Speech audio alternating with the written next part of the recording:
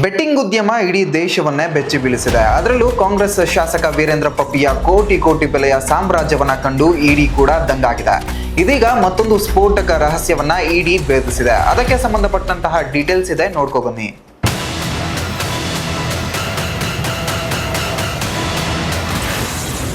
ವೀರೇಂದ್ರ ಪಪ್ಪಿ ಆಸ್ತಿ ಕಂಡು ಬೆಚ್ಚಿದ ಇಡಿ. ಬರೋಬ್ಬರಿ 40 ಕೆಜಿ ಬಂಗಾರ ಸೀಸ್.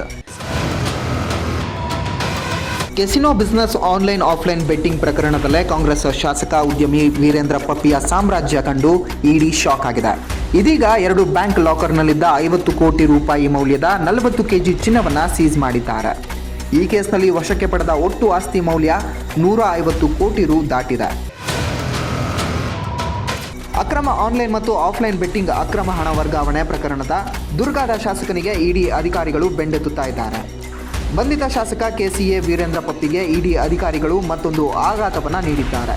ಪಪ್ಪಿಗೆ ಸೇರಿದ ಬ್ಯಾಂಕ್ ಲಾಕರ್ಗಳಿಂದ 50 ಕೋಟಿ ರೂಪಾಯಿ ಮೌಲ್ಯದ 40 ಕೆಜಿ ಚಿನ್ನಾಭರಣವನ್ನು ಜಪ್ತಿ ಮಾಡಿದ್ದಾರೆ. ಚಿತ್ರದುರ್ಗ ವಿಧಾನಸಭಾ ಕ್ಷೇತ್ರದ ಶಾಸಕ ಕೆಸಿಎ ವೀರೇಂದ್ರ ಪಪ್ಪಿಯನ್ನು ಆಗಸ್ಟ್ ತಿಂಗಳು ಸಿಕ್ಕಿಂನ ಗ್ಯಾಂಗ್ಟಕ್ನಲ್ಲಿ ಬಂಧಿಸಲಾಗಿತ್ತು.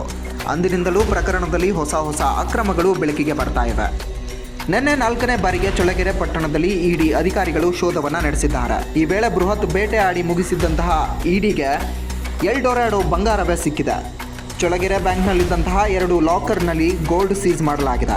50 ಕೋಟಿ 33 ಲಕ್ಷ ಮೌಲ್ಯದ ಗೋಲ್ಡ್ ಸೀಸ್ ಮಾಡಲಾಗಿದ್ದು, ಒಟ್ಟು 40 ಕೆಜಿ ತೂಕದ 24 ಕ್ಯಾರೆಟ್ ಚಿನ್ನದ ಬಿಸ್ಕೆಟ್ಗಳು ಸಿಕ್ಕಿವೆ.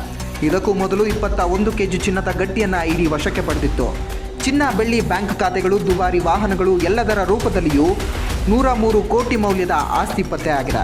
ಬೆಟ್ಟಿಂಗ್ ವಹಿವಾಟಿನಿಂದಲೇ ಅಂದಾಜು 2,000 ಕೋಟಿಗೂ ಹೆಚ್ಚು ಗಳಿಕೆಯನ್ನು ಮಾಡಿದ್ದಾರಂತೆ.